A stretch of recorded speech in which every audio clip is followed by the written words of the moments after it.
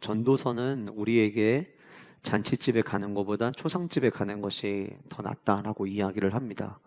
왜 그렇게 이야기를 할까요? 이왕이면 잔치집에 가서 좀 신나고 즐겁고 행복하고 재밌는 추억들을 만드는 게 훨씬 더 좋을 거라고 생각을 하는데, 그럼에도 불구하고 성경이 우리에게 초상집에 가는 것이 더 낫다라고 이야기하는 이유는, 초상집에 가서 누군가의 장례를 지켜보면서 우리 모두는 한 번쯤은 생각을 하기 때문이죠.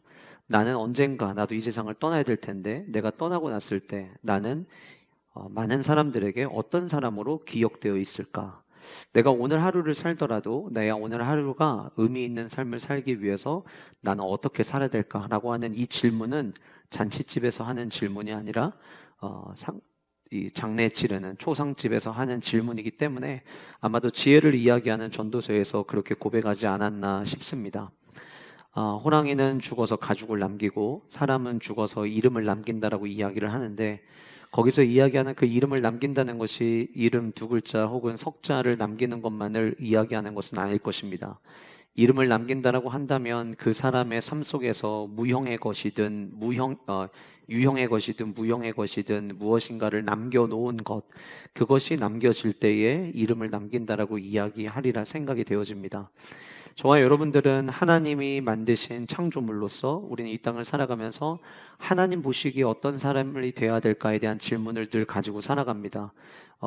세상 사람들이 나를 어떻게 평가하느냐 보다 하나님이 나를 어떻게 보시느냐, 그게 더 중요한 거죠.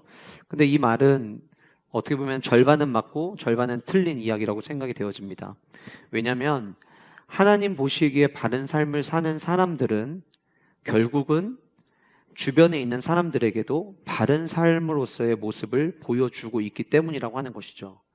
무슨 얘기냐면, 나는 내 주변 사람들이 나를 뭐라고 생각하든 난 상관 안 해, 하나님 보시기에만 그냥 괜찮으면 되는 거야 라고 말하는 사람일수록 어쩌면 자기밖에 모르고, 그리고 주변에 있는 사람들을 배려하지 않는 모습이 어쩌면 더 많이 있을 수 있다고 하는 거예요.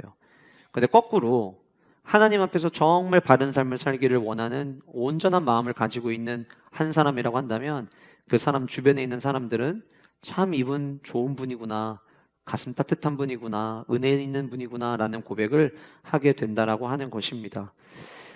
오늘 우리 새가족 속에서도 여러분들 느끼셨겠지만, 성도로서 우리가 바른 삶을 살아야 되는 또 하나의 이유는 결국 우리 모두는 걸어다니는 복음 전도지이기 때문이에요.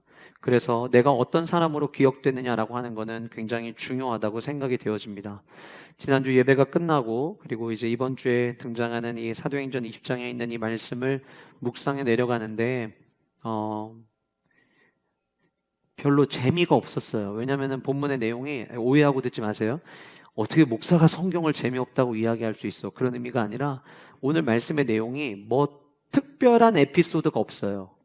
특별한 에피소드가 없고 그냥 굉장히 빠르게 사도 바울이 이동하고 있는 장소들을 짚어주는데, 저와 여러분들이 여기에 나오는 지명 이름이 뭐 익숙하지도 않을 뿐더러, 예를 들어서 사도 바울이 천안 갔다가 서울 갔다가 이러면 우리가 관심 있게 보겠지만 지명 이름도 다들 낯설잖아요. 그 낯선 지역을 그냥 이름만 언급하고 지나가요. 그러다가 오늘 본문 4절에서는 굉장히 낯선 사람들의 이름, 평상시에 우리가 좀 잘 아는 예수님의 제자들이라던가 이런 이름이 아니라 처음 들어보는 이름들이 갑자기 4절 한 절에 다 모여가지고 또 등장을 해요. 그리고 그나마 조금 재미있는 에피소드가 있다면 뒷부분에 등장하는 유두고라고 하는 한 청년이 예배 시간에 창가에 앉아서 말씀 듣다가 졸다가 떨어져가지고 죽었는데 다시 살아나는 거, 요거 밖에는 오늘 본문이 다른 어떤 특별한 내용을 보여주고 있지 않고 있기 때문에, 제가 그냥 예배 끝나자마자 이 본문을 처음 딱 읽었을 때에는 재미가 별로 없네, 이런 생각이 제 안에 들더라고요.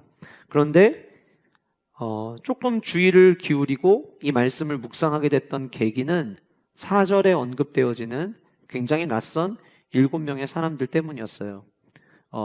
성경에 본문에 등장하는 이 7명의 사람들의 이름 가운데 디모데, 우리가 잘 아는 루스드라에 있는 사람들에게 칭찬을 받았던 그 디모데, 그래서 사도 바울의 전도 여행 일행으로 합류했던 디모데에 대한 정보는 우리가 알고 있지만, 본문에 등장하는 나머지 사람들에 대한 정보는 오늘 이 본문에서 그리고 다른 성경 본문에서 더 이상 우리에게 이야기를 하고 있지 않기 때문에 본문에 등장하는 이름들이 굉장히 낯설고 이 사람들에 대한 정보를 찾는 것도 굉장히 어려워요. 어려운 게 아니라 없어요.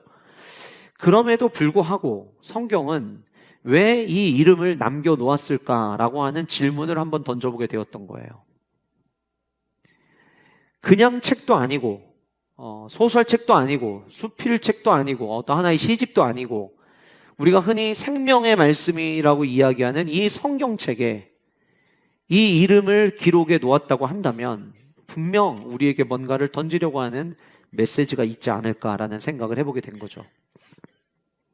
그리고 본문이 이 이름을 남겨놓은 본문에서 남겨놓은 오늘 7명의 사람, 그리고 뒤에 등장하는 유두고라고 하는 청년, 그리고 아직 여러분들은 또 한 명의 이름을 알지는 못하지만 숨겨져 있는 한 명의 이름까지 오늘 이 본문 속에 이 이름 언급되는 이름들을 보면서 이름이 남겨진 사람들은 다 그만한 이유가 있었구나라고 하는 것을 말씀을 묵상을 하면서 발견을 하게 되었습니다.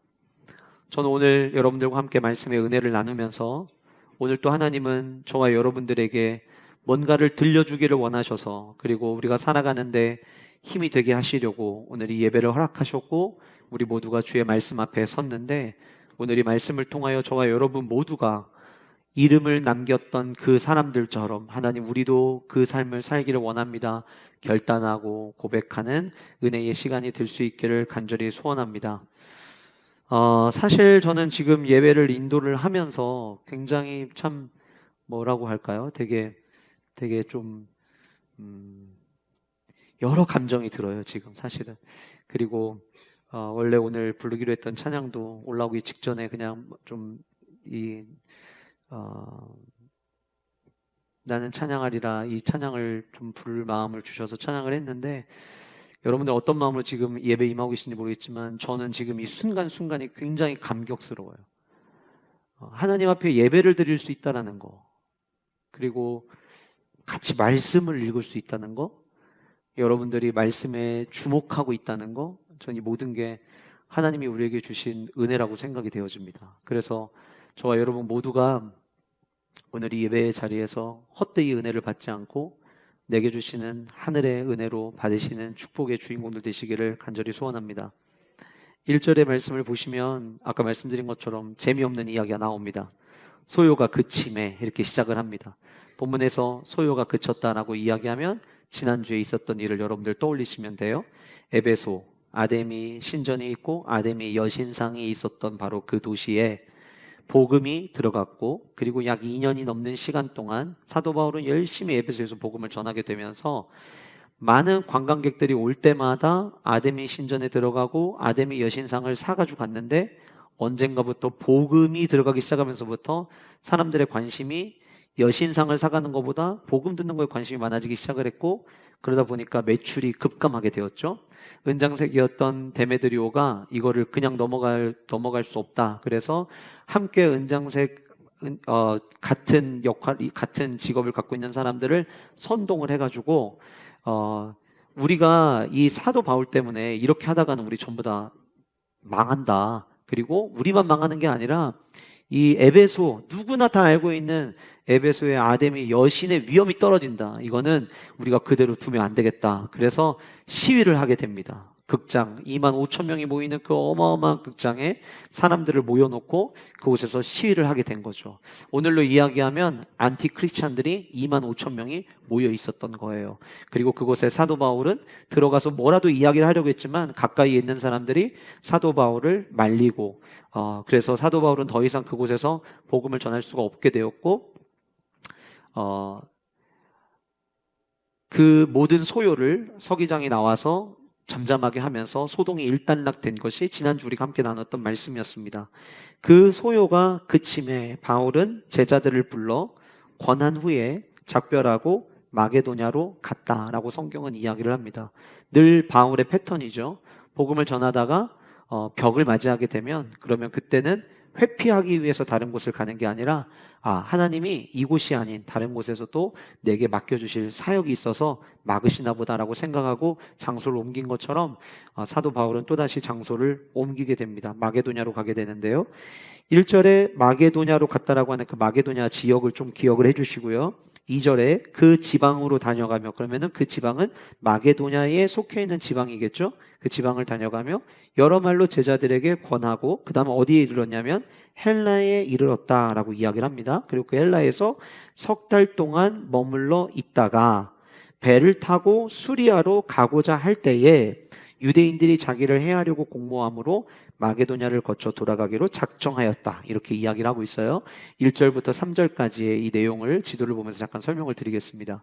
보시면은 에베소가 있죠. 녹색 줄을 따라서 올라갑니다. 위에 보시면 에베소는 여기 에베소만 이름이 나와 있지만 그 옆으로는 이제 소아시아 7교회, 에베소를 포함한 나머지 6개 교회가 다 퍼져 있죠. 아시아의 수도 역할이었던 곳이 바로 이 에베소였고, 이 에베소에서 위로 올라가서 마게도니아로 갔다고 1절이 이야기하고 있어요. 그리고 그 지방으로 다녀갔다라고 이야기할 때 그 마게도니아 안에 있는 지역이 빌립보와 데살로니가. 자, 보시면 아시겠지만 이미 사도 바울이 2차 전도 여행 때 지나갔던 곳들입니다. 그렇게 해서 밑으로 쭉 내려가서 어디까지 갔냐면 아가야의 수도인 고린도까지 가게 됐는데, 오늘 본문 2절에는 헬라에 이르렀다라고 이야기를 하고 있는데 그 헬라가 바로 이 고린도를 이야기를 합니다. 그래서 이 고린도에서 3개월 동안 머물러 있게 되고요. 이 3개월 동안 그냥 놀고 쉰 게 아니라 사도 바울은 이 3개월 머무는 그 시간에 아직 방문도 해보지 않은, 그러나 너무나 가보고 싶었던 로마에 있는 사람들에게 편지를 쓰게 되는데 그 편지가 로마서입니다. 그 로마서를 거기서 작성을 하고, 그리고 두 번째 지도를 보여드리면 여기에서 이제 배를 타고 에베소 지역으로 넘어가려고 하였어요. 그런데 본문의 3절에 뭐라고 이야기를 하고 있냐면 배를 타고 가려고 했는데 그때에 유대인들이 자기를 해하려고 공모함으로 마게도냐를 거쳐 돌아가기로 작정하였다. 배를 타고 가면 금방 갈 수 있는데 테러리스트들이 있다는 소식을 들은 거예요. 그때 당시에 이 사도 바울은 공공의 적이었습니다. 바울이 가는 곳마다 복음의 씨앗이 뿌려졌고 그 복음을 받아들이고 변화된 사람들은 새 생명을 얻어서 너무 감사하고 기쁨의 삶을 살아갔지만 복음을 저항하는 사람들에게는 사도 바울이 제거해야 될 첫 번째 인물이었던 거예요. 그래서 많은 이 역사학자들에 의하면, 특별히 제가 찾았던 역사학자는 램지라고 하는 이 바울 신학자가 남긴 글이었는데, 그 램지가 이야기하기를 뭐라고 이야기를 하냐면 그때 당시에 예루살렘으로 유월절 절기를 지키기 위해서 수많은 순례객들이 배를 타고 이동을 하고는 했는데 그 순례객들 사이에 사도 바울이 이 배를 타고 간다는 것을 안 사람들이 배로 타고 이동하는 중에 중간에 사도 바울을 배 밖으로 던질 계획을 가지고 있었다라고 하는 것을 사도 바울이 알게 돼요. 그래서 배를 타지 못하고 다시 아까 첫 번째 지도에서 보여드린 것처럼 돌아왔던 그 길을 따라서 다시 거꾸로 돌아오는 일정으로 이동을 하게 됩니다. 어떻게 보면 하나님이 예수 그리스도의 복음을 전하는 사도 바울을 지켜주시고 보호하시고, 테러리스트들이 있으면 오히려 테러리스트들이 배를 못하게 막아주셔야지 어떻게 그럴 수 있냐고 생각할 수 있을지는 모르지만 하나님은 그거보다 더 큰 계획을 가지고 계셨던 것 같아요. 뭐였냐면 오늘 본문의 2절 말씀에 보면 사도 바울이 그 지방으로 다녀가며 여러 말로 제자들에게 권하고 라고 이야기를 하고 있는데, 이 권하다라고 하는 파라켈레시스라고 하는 헬라어의 의미가 무엇이냐면 강청하고 요청하고 호소하다라는 의미도 갖고 있고, 또 한편으로 어떤 의미를 갖고 있냐면 위로하고 격려하다라는 의미를 가지고 있어요. 그러니까 단순히 길이 막혀서 왔던 길을 반복해서 간 게 아니라, 아까 여러분들 지도에서 보셔서 아시겠지만 전부 다 사도 바울이 전도 여행을 통해서 복음의 씨를 뿌렸던 곳들이에요. 그런데 여러분, 그때 당시에 복음이 들어가지만 그 복음을 저항하고, 우리 지난주에 함께 말씀 나눈 것처럼 복음의 저항성이 있다고 했잖아요. 복음을 저항하려고 하는 세력들이 분명히 있었을 것이고, 신앙을 지킨다는 것이 결코 쉽지 않았을 거예요. 지금은 신앙생활 하는 것들 때문에 가족들로부터 구타를 당하거나 이런 일들이 일어나지 않지만, 우리 부모님들 세대에는요, 교회 다니는 것 때문에 가족들로부터 매맞는 일들이 많았습니다. 제가 어릴 때에, 그때 저희 교회의 형들도 교회를 다닌다는 이유 때문에 아버지한테 두들겨 맞고 교회로 도망온 형들의 모습을 제가 어릴 때 봤던 기억이 나요. 그만큼 복음을, 지금은 복음 때문에 막 맞거나 이런 일이 없지만, 한국도 한 30년 전만 하더라도 그런 일들이 비일비재했다면, 이때 당시에 예수 그리스도의 복음을 받아들인 것 때문에 얼마나 많은 저항들이 있었겠어요. 근데 사도 바울이 다니다 보니까 처음 복음을 받아들일 때에는 믿음의 뿌리가 깊게 내리는 것 같았는데, 무슨 일인지 뭔가 얼굴 표정도 예전 같지 않고, 예전에는 막 그 복음의 이야기 때문에 막 얼굴이 막 상기돼가지고 막 쫙쫙 빨아들이는 것처럼 보였는데, 뭔가 약간 냉랭해진 것처럼 보이기도 하고, 예전에는 그 사람 하면은 은혜라는 단어가 떠올랐는데, 이야기 이렇게 대화를 하고 머릿속에 떠올려도 은혜가 다 떠난 사람 같고, 이런 모습을 보이는 사람들이 저는 분명히 있었어야 생각이 되어져요. 그러니까 사도 바울이 한 번 가고 다시 돌아오는 그 길의 여정 속에서 그 사람들에게 격려하고, 맞아요, 신앙생활하는 거 쉽지 않아요, 때로는 위로하고, 때로는 예전에 전했던 그 복음을 다시 한번 간청하면서 그들을 권하는 일정으로 갔던 길을 다시 되돌아오게 됩니다. 그리고 나서 오늘 본문 4절에 들어가면 낯선 7명의 사람의 이름이 등장을 하게 되는 거예요. 여러분들 삽지에 대지 첫 번째 괄호가 두 개가 있는데요. 저는 그 괄호 두 개의 괄호 중에 먼저 한 가지를 여러분들과 나누려고 합니다. 7명의 사람은 어떤 사람들이었냐면 열매가 된 사람들이었다라고 하는 거예요. 열매가 된 사람들이었다. 오늘 본문에는 이렇게 소개합니다. 아시아까지 함께 가는 자는, 자, 이 한번 갔다가 배를 못 타서 돌아오는데 그때 아시아까지 함께 가는 자들의 일행이 생긴 거예요. 그러면서 얘기합니다. 베레아 사람 브로의 아들 소바더. 네, 베레아는 마게도냐 지역에 속해 있는 한 도시 이름이에요.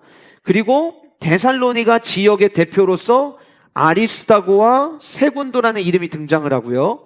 더베 사람 가이오라고 이야기하는데, 더베는 갈라디아 지역입니다. 갈라디아 지역의 대표로 가이오가 합류하고, 그 다음에 루스드라에서 칭찬받았던 디모데가 다시 한번 이름이 언급이 됩니다. 갈라디아 지역 안에 있는 루스드라 지역의 대표로서 디모데를, 그리고 아시아 사람 두기고와 드로비모라고 하는 사람의 7명의 이름이 쭉 언급이 되고 있어요.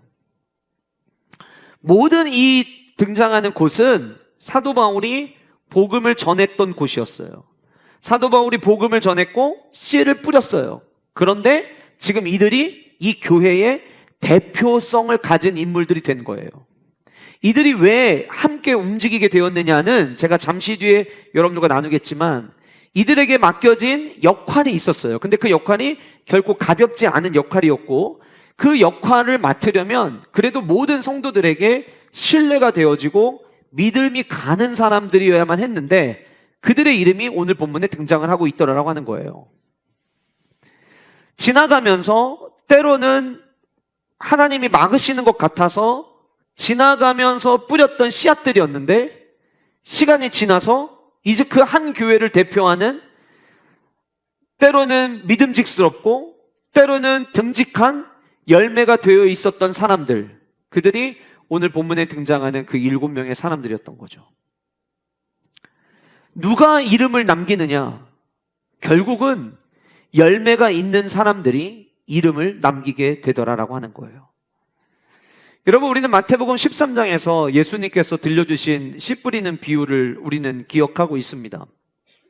여러분, 씨 뿌리는 비유를 말씀하시면서 예수님께서 다른 비유에서 자주 언급하지 않는 표현을 쓰세요. 어떤 표현이었냐면 귀 있는 자는 들어라 라는 표현이었어요. 요한계시록에 들어가서 7교회에 편지 쓸 때 성령이 하시는 음성을 교회는 들을지어다 라는 이야기가 있는데, 사실 그 이야기에 앞서서 씨 뿌리는 비유를 말씀하실 때 귀 있는 자는 들으라고 이야기를 하셨어요. 이 얘기는 예수님의 입장에서 내가 지금부터 너희들에게 들려주는 이 씨 뿌리는 비유는 너무 중요한 이야기야.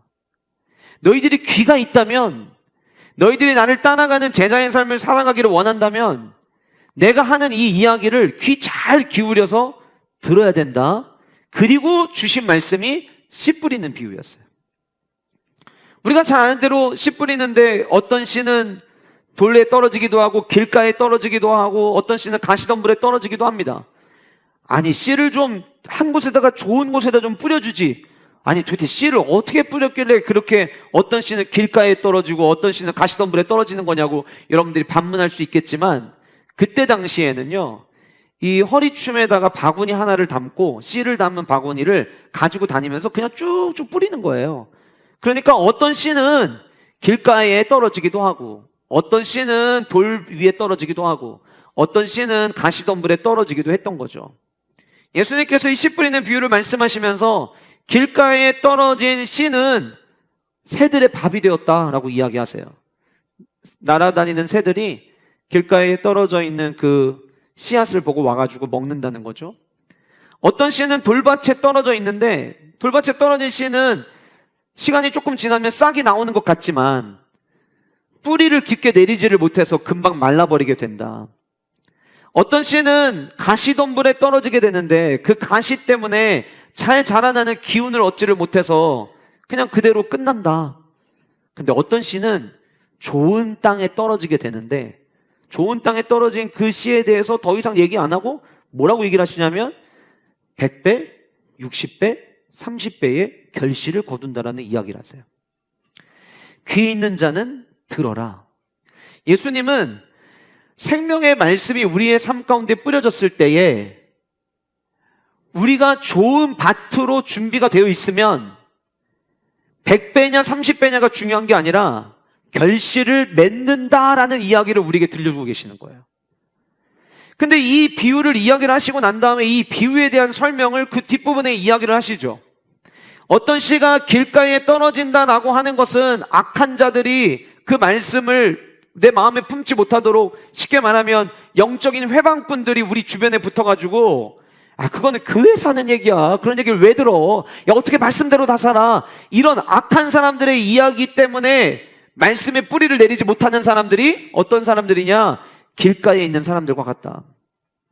어떤 이들은 돌에 떨어진 씨앗이 있는 어떤 경우냐? 하나님의 말씀을 듣고 순간순간 당장 말씀대로 살아가겠다고 아멘 엄청 잘해요. 근데 아멘은 잘하는데 믿음의 뿌리가 깊게 내려가지를 못해서 인생을 살아가다 보면 누구든 염려할 일이 일어날 수 있고 환난이 일어날 수 있는데 그 염려와 환난 때문에 더 이상 뿌리를 내리지 못하고 말라 죽는 사람들, 영적으로 그런 사람들이 바로 이 돌밭에 뿌려진 씨와 같다, 돌밭과 같다라고 이야기를 하는 거죠.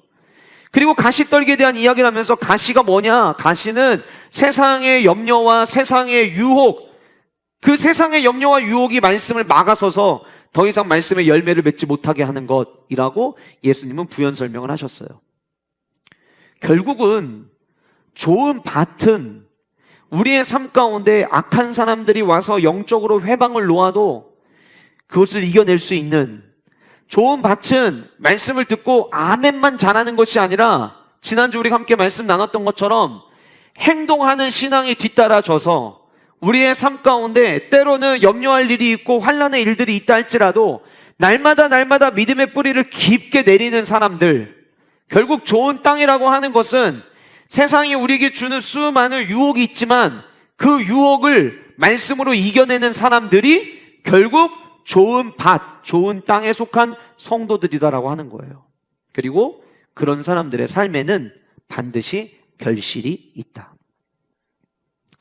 그 말씀을 덧입혀서 본문에 등장하는 7명의 사람들을 보면 오늘 본문에 등장하는 7명의 사람들은 말씀을 받고 주변에서 회방하는 사람들이 있음에도 불구하고 움직이지 않았어요.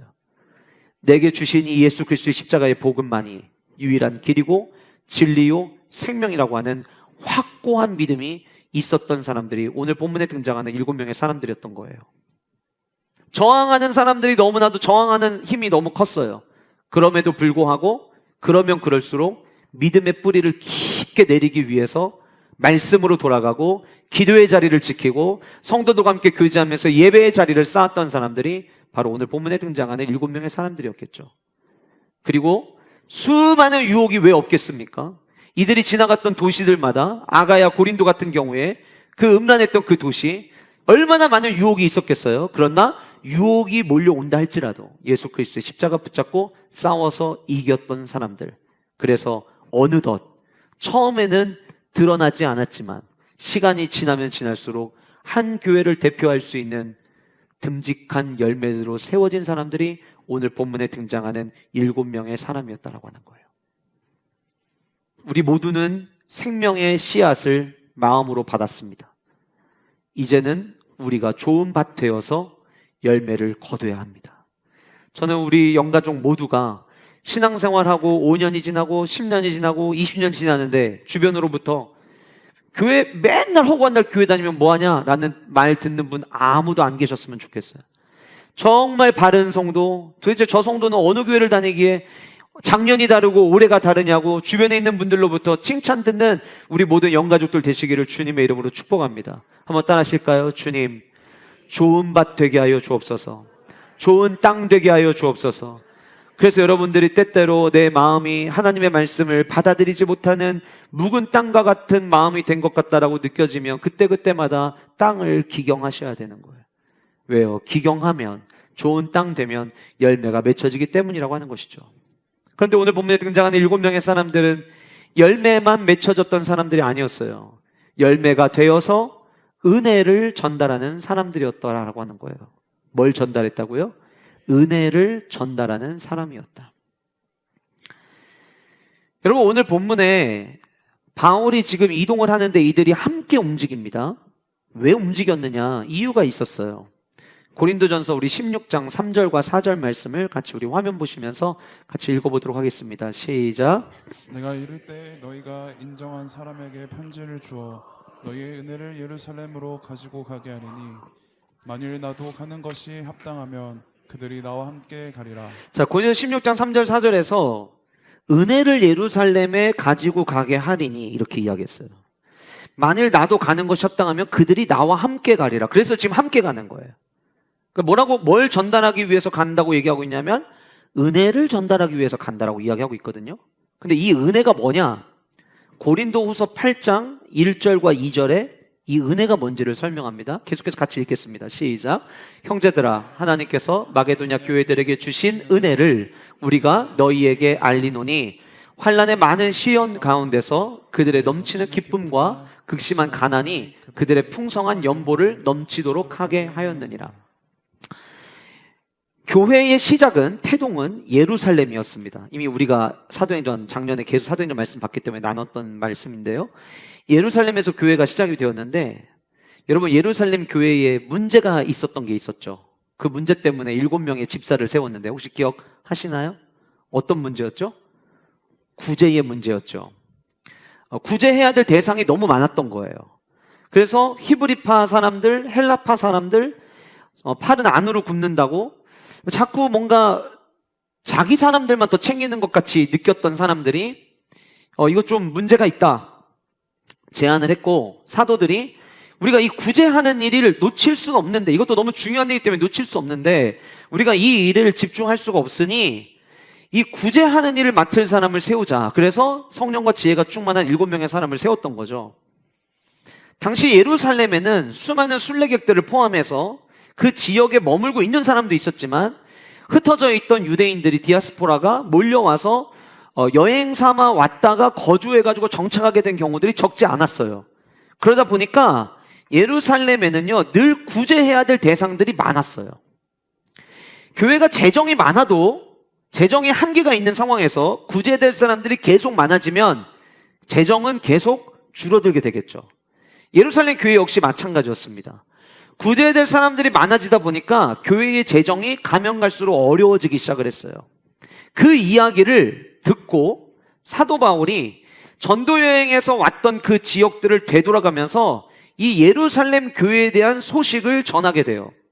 제가 지난주에 말씀 전하면서 복음에 있어서는 복음의 저항성도 있고 복음의 긴박성도 있다 말씀드렸죠. 근데 복음의 또 하나, 복음에는 보편성이라는 게 있어요.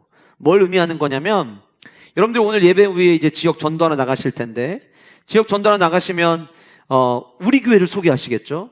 저는 보성초등학교 정문 앞에 있는 대전 세중앙교회에서 나왔습니다. 전도지를 드릴 거예요. 근데 만약에 여러분들이 지난번에 우리 울릉도 갔다 온 적이 있는데, 울릉도에 가서 전도를 한다고 가정해 봅시다. 여러분 그때 대전 세중앙교회로 오라고 전도지 드릴 거예요? 아니죠. 그때는 우리가 함께 섬겼던 현포 양문교회를 소개하는 거예요. 왜 그러냐면 복음의 보편성 때문이에요. 지역 교회가 있지만, 그러나 우리 교회가 아닌 왜 울릉도까지 가서 그렇게 해? 이유는 왜 그러냐면 우리 모두에게 주신 복음이기 때문이에요. 그 복음은 보편적으로 계속해서 더 확장돼야 되고, 그로 인해서 하나님의 나라가 세워져 가야 되는 거죠. 마찬가지로 지금 이들에게는 각자 자기 교회를 섬기는 그 위치 속에서 교회를 대표할 수 있는 리더들로 아름다운 열매가 되었지만, 우리 교회만을 지금 생각하는 게 아니라 이들은 예루살렘 교회를 함께 품기 시작을 했어요.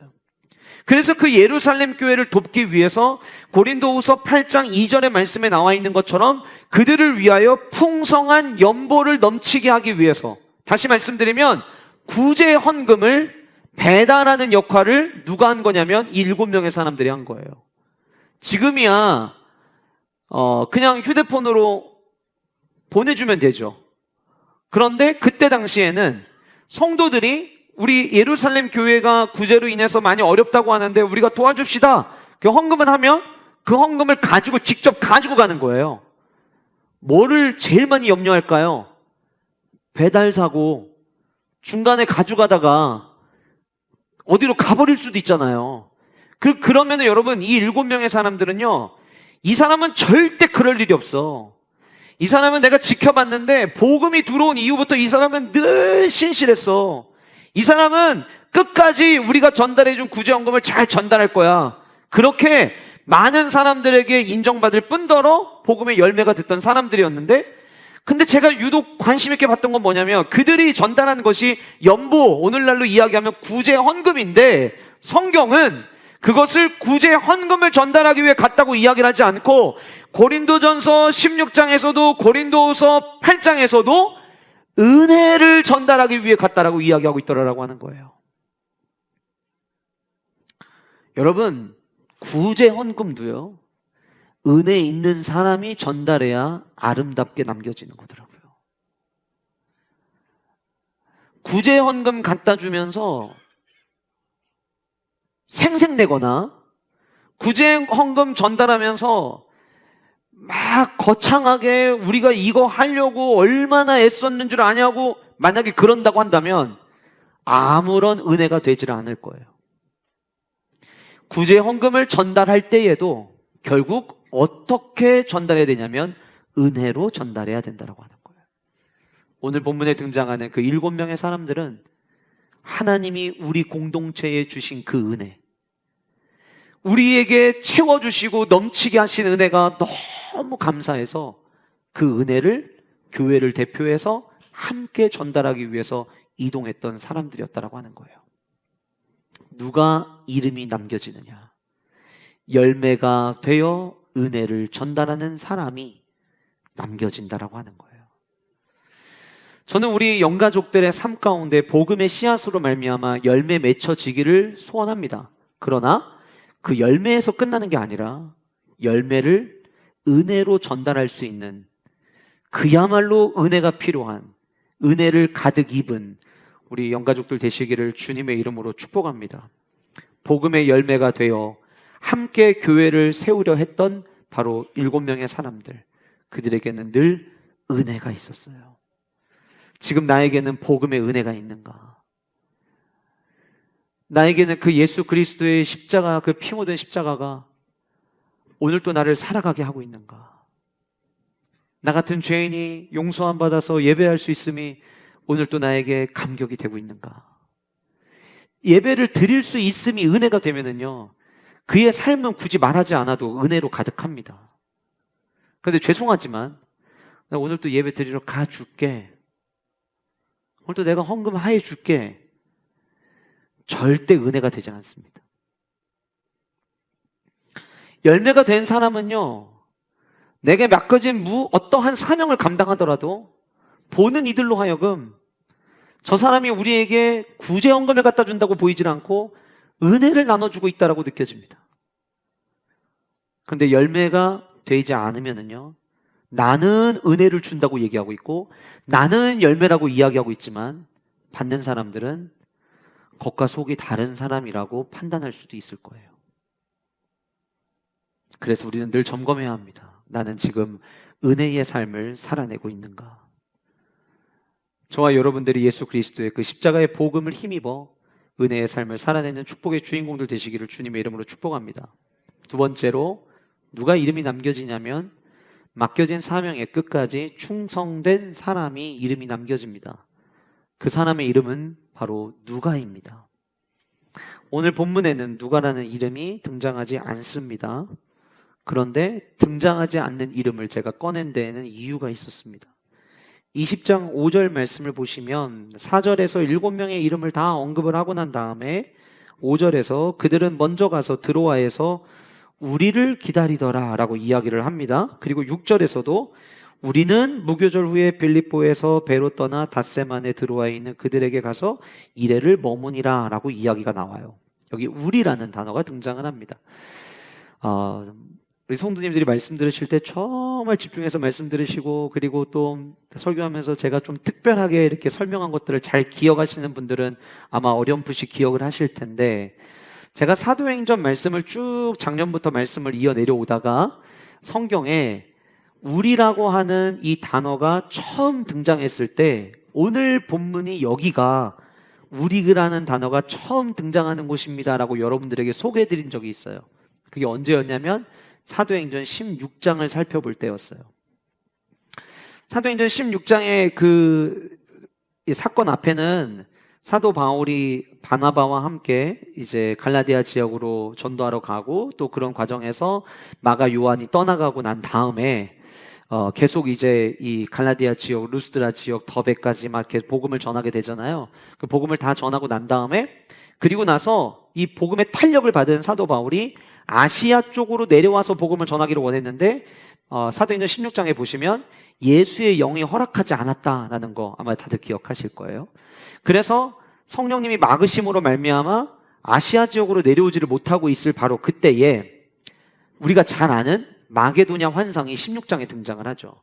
마게도냐 사람들이 환상 중에 나와서 배를 타고 건너와서 우리를 도와달라고 요청하는 그 환상을 보게 되고 그 환상 때문에 마게도냐의 첫 성이었던 빌립보에 사도 바울이 도착했을 때 16장 10절쯤 될 거예요. 10절에서부터 16장 40절까지 1인칭 대명사인 우리라는 단어가 그때 등장을 합니다.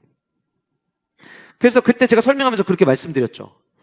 여기 우리라는 단어를 썼다면 여기에 누가 들어가 있는 거라고 제가 말씀드렸죠. 누가 여기 들어가 있죠? 그렇죠. 누가가 들어가 있죠. 누가복음과 사도행전의 저자가 누굽니까? 누가잖아요. 그 누가가 자기를 포함해서 얘기를 하니까 우리가 라고 이야기를 하는 거예요. 그러니까 우리라는 단어 안에는 지금 누가가 있는 거예요. 그런데 이미 앞에서 사도행전 16장 살펴볼 때 그 우리라는 단어 속에 누가가 들어가 있다는 거에 대해서 여러분들과 이야기를 나눴었고, 그리고 난 다음에 16장 이후에 우리라는 1인칭 대명사가 안 나와요. 그리고 다시 오늘 본문의 20장 5절에 와서 우리라는 1인칭 대명사가 다시 등장을 합니다.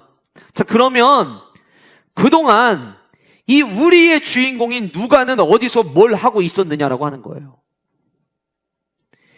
16장에 등장했던 그 시간과 오늘 본문에 등장하는 이 시간을 연대기적으로 보면 약 7년의 공백이 있거든요. 이 7년 동안 누가가 계속 사도 바울과 이동하면서 전도를 한 게 아니라 누가는 어딘가에 있었던 것 같은데 어디서 그럼 뭘 했느냐라고 하는 거예요. 우리가 잘 아는 대로 성경에 누가에 대한 기록이 그렇게 많지 않습니다. 골로새서에 등장하는 골로새서 4장 14절 말씀에서 누가라고 하는 사람은 의원이었다라고 하는 걸 밝혀서 우리가 아는 대로 누가는 의사라는 걸 알고 있어요. 누가는 예수님의 제자도 아니었어요. 누가는 이방 사람이었습니다. 그런데 그 이방 사람이 성경을 기록해요. 성경 전체에 이방 사람이 기록한 성경은 누가가 쓴 누가복음과 사도행전 뿐입니다. 하나님은 그 이방인이었던 누가를, 의사였던 그 누가를 사용하셨어요. 그때 당시에도 의사는 어느 곳을 가든지 사람들이 필요로 하는 위치였습니다. 헬라 사람이었고 의사였고 굳이 복음의 삶을 살아가지 않아도 아무 문제가 되지 않는, 사도 바울이 옆에 있으면 모르겠지만 사도 바울은 다른 지역으로 이미 옮겼기 때문에 이제 나는 다시 내 역할을 감당해도 되는 바로 의사였던 누가는 사도 바울이 떠나고 난 뒤 오늘 본문 20장 5절에서 다시 사도 바울을 마주할 때까지 7년 동안 묵묵히 빌립보를 지킵니다. 복음의 씨앗을 뿌리고 간 그 땅에 사도 바울은 다른 복음의 여정을 위해서 떠났지만 그곳을 지키면서 아름다운 열매들이 맺어지기 위해서 누가는 그 빌립보에서 힘을 다해 사역을 했던 거예요. 사도 바울이 쓴 빌립보서의 말씀을 보면 빌립보 교회를 향해서 책망하는 내용이 하나도 등장하지 않습니다. 오히려 빌립보 교회를 칭찬합니다. 빌립보는 사랑이 많은 교회였다고 성경 우리에게 이야기하고 있습니다. 왜 가능했을까요? 아픈 환우들을 돌보는 그 의사였던 누가가 그 교회에서 복음도 전하고 사람들도 따뜻하게 살펴주고 그러면서 빌립보 교회는 그야말로 예수 그리스도의 십자가의 사랑과 그 십자가의 사랑을 경험한 자들이 아름답게 세우는 교회가 되어 있었던 거예요. 그렇게 누가는 그 빌립보 교회에서 최선을 다해 섬겼습니다. 이쯤 되니까 누가에 대한 궁금함이 또 생기게 됐어요. 그래서 성경 속에 있는 누가에 대한 누가의 그 존재 자체가 성경에 많지 않기 때문에 골로새서, 그 다음에 빌레몬서에서는 누가를 사도 바울이 좋은 동역자로 소개하는 내용이 나오고, 그리고 우리가 잘 아는 대로 사도 바울이 쓴 마지막 편지였던 디모데후서, 자신의 죽음이 가까이 올 때, 전제가 가까이 다가오고 있다는, 주님 앞에 서는 날이 가까이 다가오고 있구나라는 걸 느꼈을 그때에 사도 바울이 썼던 그 마지막 고백에 누가에 대한 우리가 기억해야 될 굉장히 의미 있는 기록이 남겨져 있습니다. 디모데후서 4장 10절과 11절 말씀인데 같이 우리 함께 말씀을 읽어보도록 하겠습니다. 같이 읽겠습니다. 시작. 대만은 이 세상 사랑하여 나를 버리고 데살로니가로 갔고, 그레스게는 갈라디아로, 디도는 달마디아로 갔고, 누가만 나와 함께 있느니라. 성경은 누가에 대해서 사도 바울이 마지막 이렇게 기록해놨어요. 대만은 세상을 사랑해서 나를 버렸고, 그레스게는 갈라디아로 갔고, 여기 뒤에는 세상을 사랑하여라고 이야기 안 하고 있지만 다 어떤 의미냐면 전부 다 세상을 사랑해서 대만은 데살로니가로, 그레스게는 갈라디아로, 디도는 달마디아로 갔다고 얘기하는 거예요. 한때 다 동역자였어요. 근데 시간이 지나면서 복음보다 세상을 사랑하는 사람들로 변질된 거죠. 그런데 이렇게 이야기합니다. 누가만 나와 함께 있느니라. 누가는 끝까지 충성을 다하여 하나님의 나라를, 사도 바울이 없을 때에는 빌립보 교회를 섬겼던 사람이었다라고 하는 것을 보여주고 있는 거예요.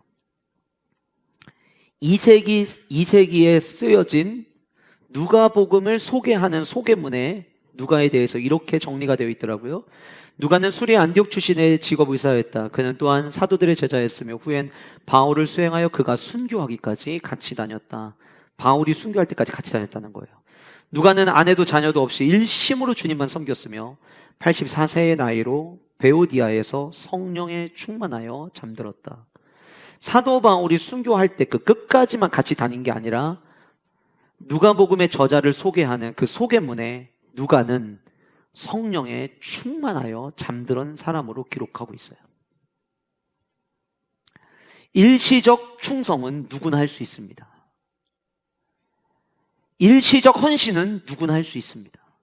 그러나 맡겨진 사명을 가지고 끝까지 충성을 다할 수 있는 것은 하나님의 은혜 아니면 못하는 겁니다. 원로 목사님과 사모님이 40년 동안 교회를 이끄시고 얼마나 많은 성도들이 지나갔겠어요? 그런데 그 많은 성도님들이 지나갔지만 종종 교회 창립일이든 아니면 뭔가 의미 있는 날을 지나갈 때면 한 분에 대한 언급을 늘상 하십니다. 여러분들 중에 아는 분들이 많지는 않으시겠지만 이건순 전도사님이십니다. 제가 어제 저녁에 전도사님 사진 있으세요? 그랬더니 목사님이 보내주셨어요. 사진 보여줄게요. 도대체 우리 원로 목사님은 어디 계신 거예요? 네, 저기 계시죠? 굉장히 젊으셨어요. 우리 교회 초대 장로님이셨던 이기철 장로님, 잘 보면 우리 이정자 권사님도 계시고요. 지금 사진에. 그죠? 보이세요? 저 뒤에 해맑게 웃고 계신 우리 안호능 권사님도 계시고, 원로 목사님 사모님 뒤에는 검정옷 입고 계신 분 우리 안춘희 권사님이세요. 빨간색으로 표시된 분이 바로 이건순 전도사님이세요. 이분은 평신도셨습니다. 초등학교값밖에 나오지 않은, 우리가 흔히 이야기하는 가방끈 참 짧은 분이셨습니다. 그런데 젊은 목사님이 교회를 개척하고 교회를 출석하게 되면서 신앙이 무럭무럭 자라게 되셨어요. 어느덧 누구보다 교회를 사랑하고, 나이는 한참 어렸지만 담임 목사님을 끔찍히 사랑하셨던 성도님이셨더라고요. 얘기를 들어보니까 왜 우리 교회가 그래도 같은 노예 안에서 참 대전 세종한교회는 참 잘 섬기는 것 같아요, 이런 칭찬을 들을 수 있는 교회가 되었을까 보니까 그 섬김의 시작이 이건순 전도사님에서부터 시작이 되셨더라고요. 이건순 전도사님은 그때 당시 교회가 개척교회였으니까 원로 목사님이 사역하시면서 무슨 돈이 있으셨겠습니까? 옷 사입을 돈이 어디가 있었겠어요? 그러면은 그 몇 안 되는 여전도회 회원들 다 모아놓고 여전도회가 해야 될 일은 1년에 한 번씩 담임 목사님 용기 드리기 위해서 정장 한 번씩 해드려야 되는 거라고 그렇게 매년마다 가르치셨대요. 매년마다. 여러분 오해하지 마세요. 목사님이 정장이 필요한가 보다 그래서 드리는 얘기 아니니까 오해하지 마세요. 예. 그때 개척교회 때 사실 그러지 않았겠어요? 제가 알기로 저희 원로 목사님 사모님 옷을 한 번도 돈 주고 사신 적이 없고, 지금 이제 소천하셨지만 파남교회 원로 목사님 사모님께서 입으셨던 옷 물려주시면 수선해서 입고 그러셨다고 제가 들었거든요. 그거를 알고 이건순 전도사님이 여자 성도들을 가르쳤던 거죠. 목회자 섬기면 복 받는다. 그리고 교회를 얼마나 사랑하셨냐면 성도들끼리 모여서 대화하다가 혹여라도 교회에 대해서 불편한 얘기 한 사람이라도 나오면 대쪽같이 칼로 잘라내시고, 진짜 칼 자르는 게 아니라 칼같이 잘라내시고, 어디 교회에 대해서 함부로 그렇게 얘기하냐고. 예수님의 몸된 교회를 사랑해야지 어디서 함부로 그렇게 얘기하냐고. 그래서 때로는 그렇게 너무 바른 얘기만 해서 싫어하는 분들도 계셨다고 하더라고요. 평신도로 너무 교회를 사랑하는 그 모습이 아름다워서 원로 목사님께서 여자 전도사로 교회에 임명을 하게 되었고, 여전도사로 성도들 또 목사님과 사모님과 함께 성도들 가정가정 다니면서 신방하시면서 그렇게 혼신의 힘을 다하시다가 직장 암에 걸리게 됩니다. 지금이야 뭐 암 잘 치료받으면 나을 수 있다고 하지만 그때는 그러지 않을 때였거든요. 직장 암에 걸리시고 수술을 받았지만 끝내 회복하지 못하시고 돌아가셨어요. 그런데 그 직장암 수술 받고 돌아가시기 전까지 신방을 쉬지 않으셨다고 합니다. 많은 분들이 지나갔지만 원로 목사님과 사모님에게 이름이 남겨진 분은 이건순 전도사님이셨어요. 사랑하는 성도 여러분, 일시적 충성이 아니라 우리 모두 하나님 앞에서 끝까지 충성을 다하는 누가와 같은 하나님의 귀한 백성들 될 수 있기를 간절히 소원합니다. 주님의 몸된 교회를 함께 끝까지 사랑하고, 내일부터 전 참 너무 감사하죠. 왜냐하면 담임 목사로서 교회를 비우는데 그 비어져 있는 시간 동안 원로 목사님께서 새벽에 특별 집회를 인도해 주신다고 하는 게 저로서는 너무 감사할 일이죠. 근데 이 한 주간 동안 진행되는 일정 속에서 왜 또 목사님은 나가가지고 또 특세야, 그렇게 생각하시면 안 되고요. 와, 하나님이 우리에게 뜻밖의 은혜를 주시려고, 예? 뜻밖의 은혜. 지난주 우리 교회가 뜻밖의 은혜를 입었잖아요. 예? 뜻밖의 은혜. 아멘 하시는 분들 금요일에 나와서 들으신 분들이시고, 우리 교회가 뜻밖의 은혜로 지금 미니버스 한 대를 얻게 됐는데, 그 뜻밖의 은혜를 주시려고 하나님께서 마련해 놓으신 은혜의 시간이라고 생각하시고 나오셔서 은혜 받으시는, 그리고 그 말씀에 힘입어서 영광으로 가득한 그 교회에 충성된, 끝까지 충성된 주의 권속들 되시기를 주님의 이름으로 축복합니다.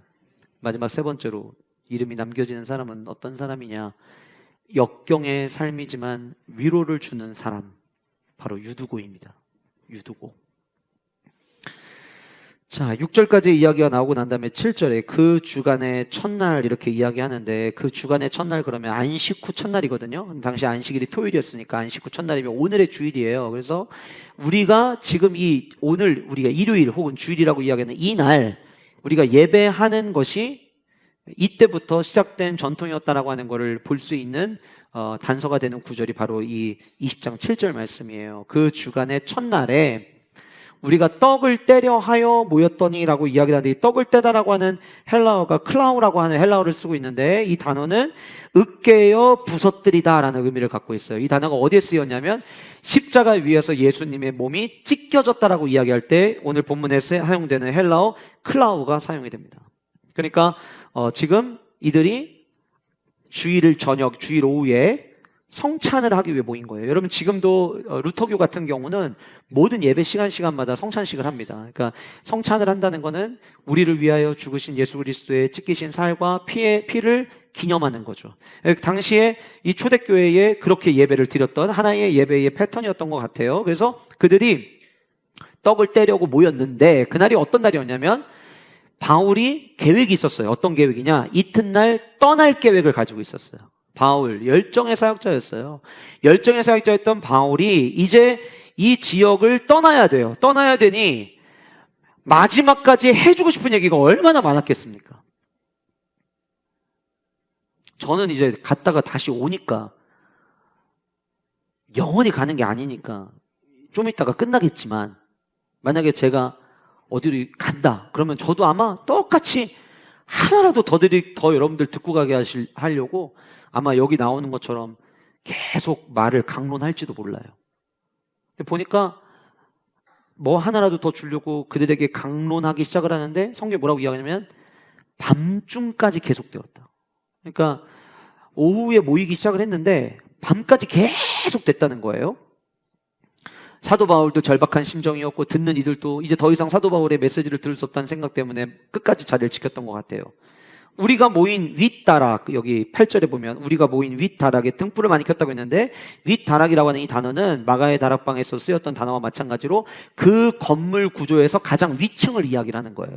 근데 뒤에 보면 여기가 몇 층이었냐? 1층, 2층이 있고 그 위에 한 층이 또 있어서 결국은 3층이 되겠죠. 그 위층에 사람들이 모였는데 밤이 되니까 보이질 않잖아요. 그러니까 등불을 켰고, 등불을 한두 개 킨 게 아니라 많이 켰대요. 많이. 이때 당시 등불은 기름을 태워서 쓰는 횃불입니다. 그러면 머릿속에 우리가 한번 상상을 좀 해볼까요? 오후부터 이미 더웠어요. 자, 어떤 한 건물이 있고 그 건물의 마지막 층이에요. 태양열이 고스란히 다 들어와 있겠죠. 찜통이었을 겁니다. 그런데도 불구하고 모일 수 있는 장소가 다락 구조로 되어 있는 곳밖에 없었기 때문에 그들은 올라갔어요. 밤중이 되었어요. 이제는 끝날만 한데 안 끝나요. 근데 그들은 끝까지 듣기 위해서 횃불을 켜기 시작합니다. 아직 오전의 열기가 다 사라지지 않았는데 거기에다가 어둠을 밝히겠다고 횃불에 불을 붙였고, 그 불의 열기와 거기에 기름을 태우는 그 흐름은 아마 매캐하게 만들었을 거예요. 머리가 아팠을지도 몰라요.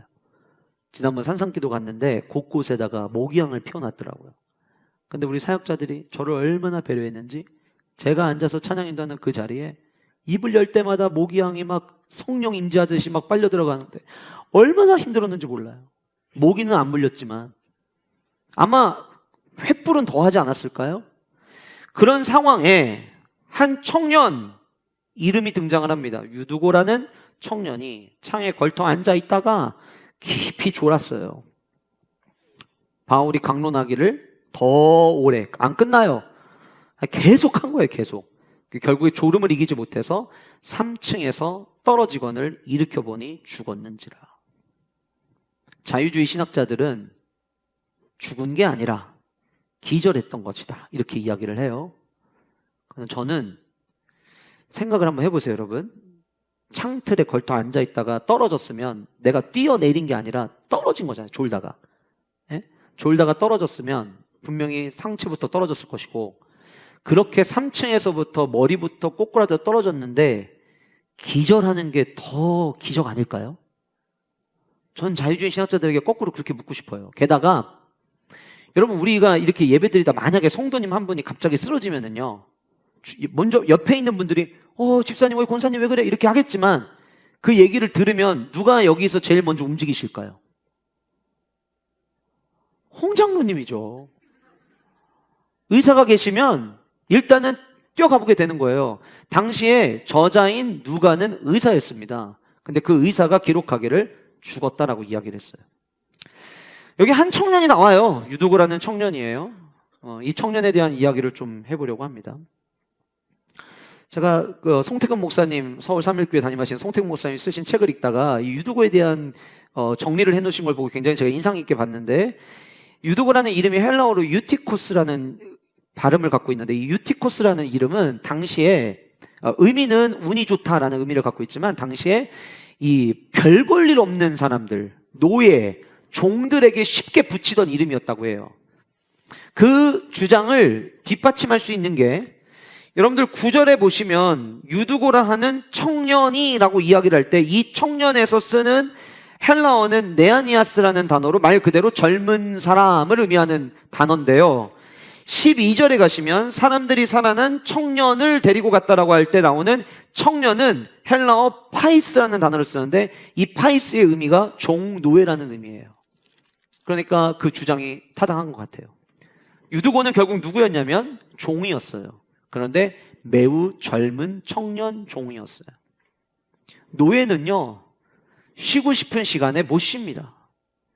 하루 종일 일합니다. 땡볕에서도 일합니다. 그러니까 여러분들 보시면 알겠지만 옛날의 기록들을 보면 노예들이 전부 다 새카맣잖아요. 태양에 다 그을려서 하루 종일 그 태양볕에서, 지난번 말씀드린 것처럼 서원에 모이는 사람들도 11시부터 4시까지는 안 모이는데, 이 노예들은, 종들은 하루 종일 일합니다. 얼마나 피곤하고 얼마나 지쳤을까요? 그럼에도 불구하고 사도 바울이 전해주는 그 복음의 메시지를 듣기를 원하는 마음으로 달려왔어요.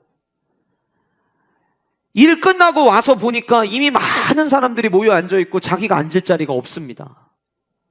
어디서든 말씀은 듣고 싶고, 그러다 눈에 들어온 자리가 창가였어요. 그래서 그 창가에 걸터 앉아서 말씀을 듣기 시작을 합니다. 많은 횃불을 붙여놨어요.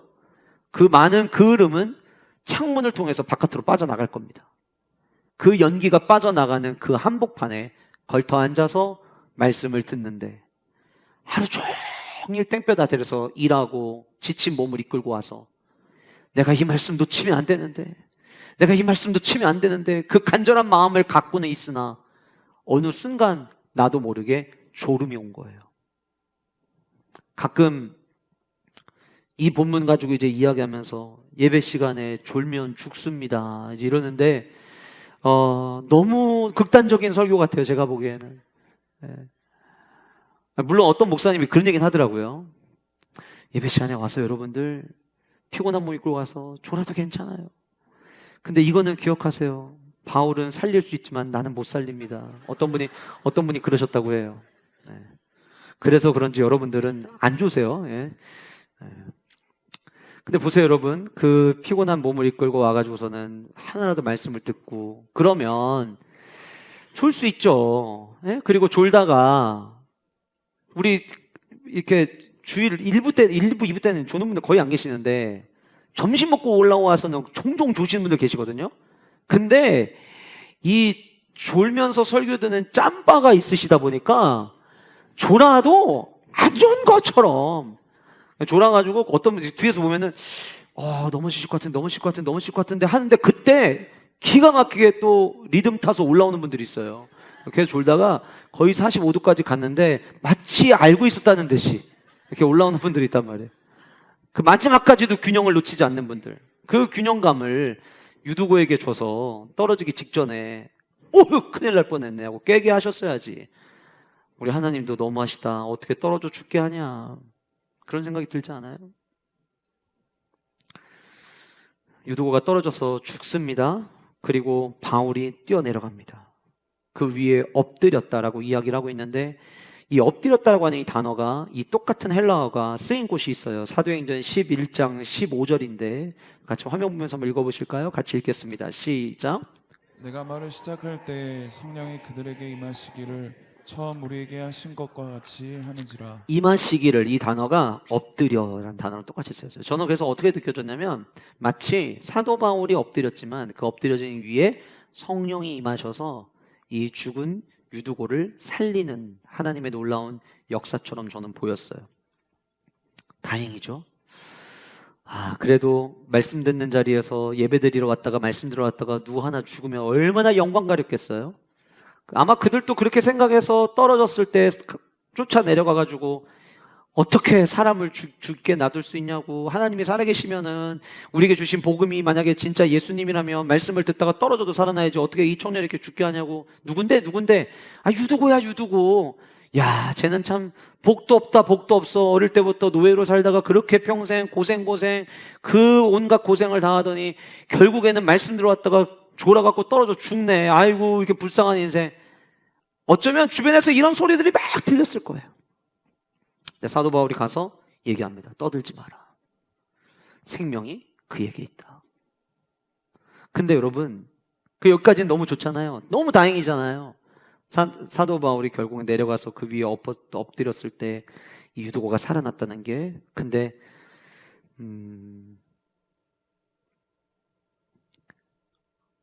그 다음부터 제 안에 주어졌던 울림은 그 다음 내용이었어요. 결국 살아나서 이들이 원래 모였던 이유가 떡을 떼기 위해 모였다가 성찬식을 시작도 못하고 설교가 너무 길어져가지고 유두고가 떨어져 죽은 거잖아요. 살렸잖아요. 올라와서 떡을 뗍니다. 이제 드디어 원래 오늘 모였던 목적대로 떡을 떼는 거예요. 아마 제 생각에 인류 역사상 가장 은혜 가득했던 성찬식이 이때이지 않았을까 생각이 되어져요.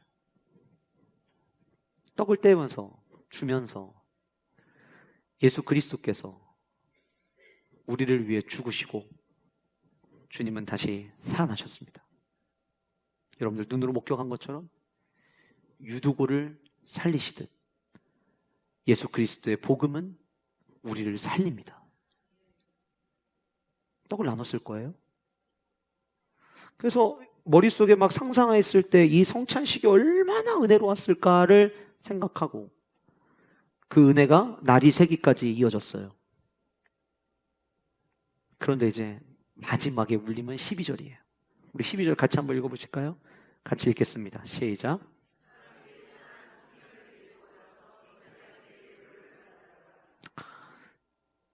사람들이 살아난 청년을 데려가서 적지 않게 위로를 받았다. 이 번역을 적지 않게라고 해놨는데 참 모순이죠. 왜냐하면 헬라어가 가지고 있는 단어가 두 가지 의미를 갖고 있는데 하나는 적지 않게라는 의미가 있어요, 실제로. 근데 이 똑같은 단어가 greatly라는 단어가 있어요. 의미가 있어요. 위대하게. 저는 여기에다가는 적지 않게라고 붙이는 것보다 엄청 큰 위대한 greatly라는 단어가 전 더 잘 어울린다고 생각이 되어져요. 그런데 이제 이거죠. 사람들이 살아난 청년을 데리고 갔는데 많은 사람들이 너무 위대한 위로를 받았대요. 이 사건을 통해서, 유두고의 삶을 통해서 위로를 받았대요. 여러분, 위로라고 하는 거는 다른 사람의 괴로움이나 슬픔을 달래주려고 따뜻한 말이나 행동을 베푸는 걸 위로라고 하죠. 그리고 그 위로를 받았다 하면 그 위로를 받았다는 사람에게는 그의 그 위로가 내게 용기가 되고 격려가 될 때 우리는 위로받았다고 이야기를 합니다. 왜? 그곳에 모였던 그 수많은 사람들은 유두고를 보면서 위로를 받았을까요? 제가 아까 말씀드렸죠. 유두고는 아직 젊습니다. 어른들의 눈에 보기에는 젊음은 있지만 소망은 없는 청년이었습니다. 태어나 보니 노예였고 계속 노예로 살아야 됩니다. 어쩌면 매일마다 자기에게 주어진 업무가 너무 힘들어서 이렇게 노예로 사느니 그냥 빨리 죽었으면 좋겠다는 생각도 여러 날 반복하면서 했을지도 모르겠어요. 젊음이 있다는 거는 그 안에 소망이 있다는 축복이 있는 건데 그 축복이 없는 삶이었으니까요. 그런데 비록 노예였지만 종이었지만 복음을 들으면 내가 노예 같지가 않은 거예요.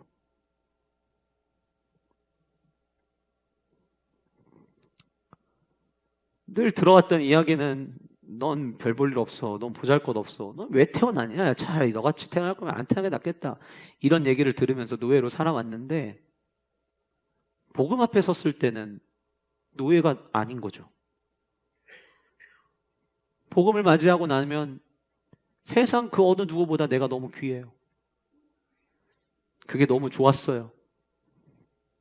그래서 유두고는 그 복음 있는 자리로 하루 종일 노예로 종으로 살아왔지만 내가 은혜 받을 수 있고 내가 위로받을 수 있는 곳은 그 말씀이 있는 곳밖에 없다는 생각에 피곤한 몸을 이끌고 말씀을 들으러 갔던 거예요.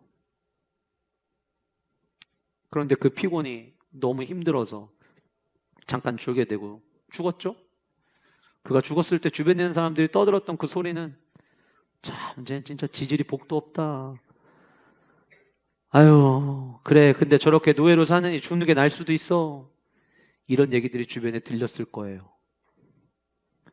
그런데 여러분, 그곳에는 노예만 있었을까요? 많이 배운 사람도 있었을 것이고, 많이 가진 사람도 있었을 것이고, 유대인도 있었을 것이고, 헬라인도 있었을 겁니다. 어쩌면 거기 모여있는 사람들 가운데 가장 늦게 유두고가 도착한 것을 봐서 앉을 자리가 없어서 창가에 걸터 앉은 걸 봐서 가장 천한 사람은 유두고였을 것 같아요. 그런데 누가 봐도 가장 천해 보이는 그 유두고를 하나님은 살리셨다는 거예요.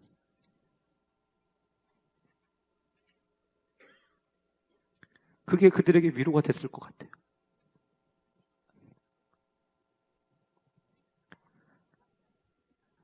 아무 존재조차 없고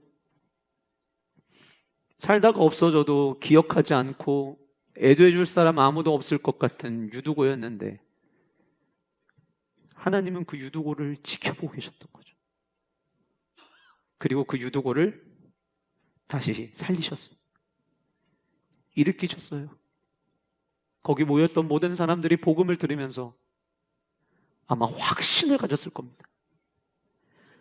우리 눈에 보잘것없는 유두고도 살리시는 하나님이시라면 나도 일으키시겠구나. 나도 건져주시겠구나.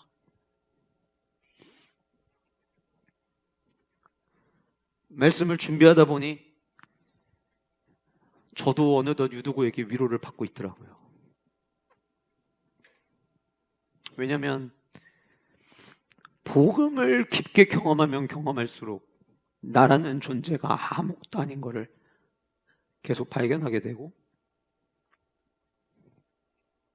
한 주간 동안 아무것도 할 수 없어서 쉬는 시간을 보내고 있지만 뭔가 이렇게 죄스럽고 야 주님 이렇게 연약해서 뭘 어떻게 합니까? 라는 생각을 가지고 있으면서 한 주간을 이렇게 시간을 보내오는데 할 수 있는 게 말씀 듣고 신앙서적, 좋은 신앙서적 귀로 오디오로 듣고 그러면서 한 주간의 시간을 보내면서 복음이 점점 제 삶에 가까이 다가오면 다가올수록 복음을 만난 나란 존재는 아무것도 아닌 유두고더라고요. 그러면 우리는 덜컥 겁을 먹게 되거든요. 내가 아무것도 아닌 존재여서 버림받으면 어떡하나. 내가 아무것도 아닌 존재여서 사람들이 나를 잊어버리면 어떡하나. 그런데 아무것도 아닌 유두고와 같은 존재를 주님도 기억하셨고 주님도 일으키셨다면 그 은혜가 유두고에게만 주어진 은혜가 아니라 저와 여러분들에게 주어진 하늘의 은혜가 되어서 오늘 이 유두고를 바라보면서 여러분들이 위로를 받으시기를 소원하고, 나아가 유두고 같은 사람이 일으킴을 받아 수많은 사람들에게 위로를 줬던 것처럼 여러분들이 예수 그리스도의 십자가의 보혈의 힘으로 굳건하게 세워짐으로 말미암아 여러분들이 세워져 감으로 나는 아니겠지, 나는 축복의 주인공이 될 수 없겠지, 나는 예외겠지라고 생각했던 이들이 하나님이 저 사람을 세우신다면 나도 세우시겠구나, 위로받을 수 있는 그런 공동체가 될 수 있기를 주님의 이름으로 축복합니다. 2016년 올해의 책으로 선정되었던 책이 있습니다.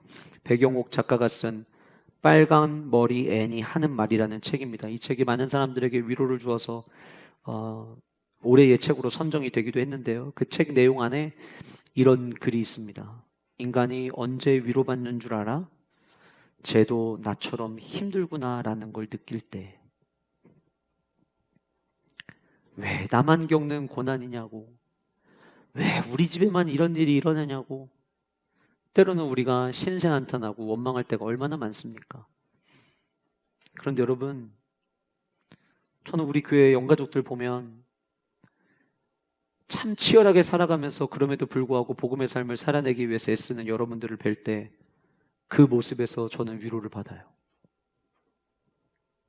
또 아마 여러분들도 같은 목장에서 목원들과 함께 신앙의 교제를 하면서 누군가가 넘어지고 누군가가 실패한 그 이야기 때문에 위로를 받으실 때도 있으리라 생각이 되어집니다.